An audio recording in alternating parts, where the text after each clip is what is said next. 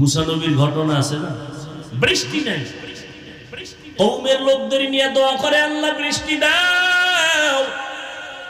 মিশরের মানুষগুলো কষ্ট পায়, আল্লাহ জানায় দিলেন, হে মুসা, তুমি যাদের নিয়ে মোনাজাত করতেছো এখানে একটা জিনাকার আছে। জিনাকার কি আছে?